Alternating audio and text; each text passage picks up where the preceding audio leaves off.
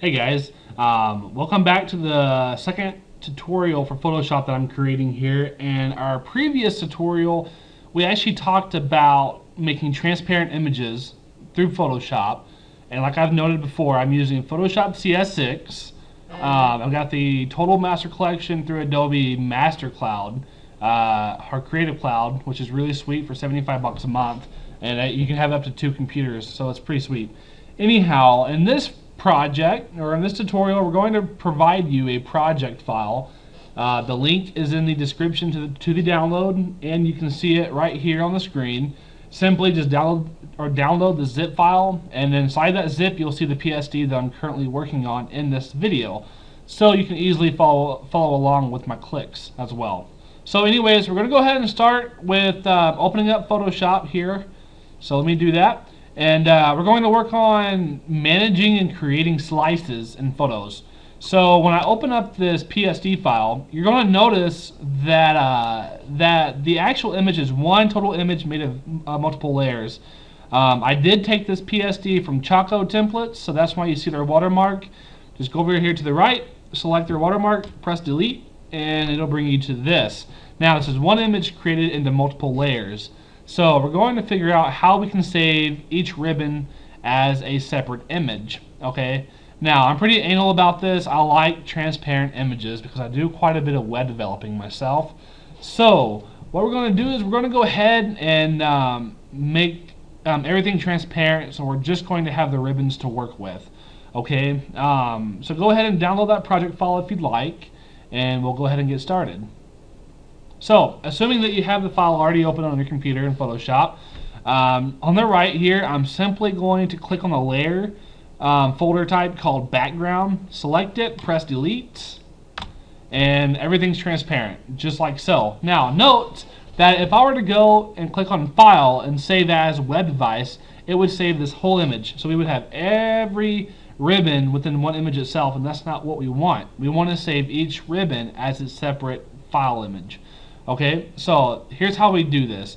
First of all, if you want to edit the text, you can simply edit the red ribbons by clicking on the red layer and going through each folder and being able to select like the corner layer and editing the text up here and so forth. And that applies with the blue ribbons up here as well. Okay, but since we're just learning how to do slices, I won't go through that. So, first of all, what we need to do, since we have a transparent background, we're ready to start editing our slices. We're going to go to the slice tool over here to the left.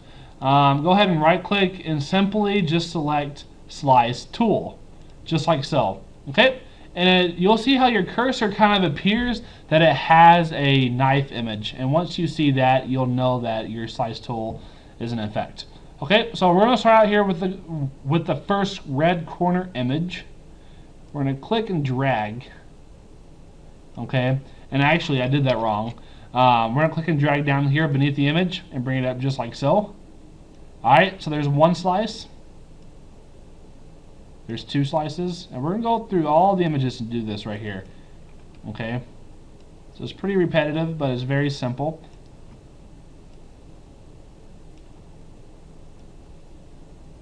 Okay, and we're going to head on over to the blue and do the same exact thing. Now notice how, I don't know as far as in the other Adobe versions here, but they have guides and rulers, and it's very convenient because it keeps your images nice and even with each other. So that's a cool feature. It definitely helps you out when you're web developing, so it keeps all your custom images nice and smooth and fluent with each other. So now that we have our slices, okay, so you can see each slice here as an image. We're going to go ahead and save these as their own individual files. Okay, so this is a pretty easy part. Go ahead and click back up here on your arrow, and once you do that, you'll notice that your cursor is no longer the slicing tool symbol. Click on File, Save for Web, and when you're saving images, I always recommend saving as PNG 24s, just because they look super good. Okay, so go ahead and just hit save, and we're going to save it to our desktop. That's glossy ribbons, and let those process here. They'll just take just a second. Now when we minimize it, we go to our desktop at the images folder, and Here's every single image that we have that we saved as a slice. Okay, so that's exactly how you do that. And thank you for watching. If you have any questions, simply leave a comment and I'll get back to you as quick as possible. Thanks.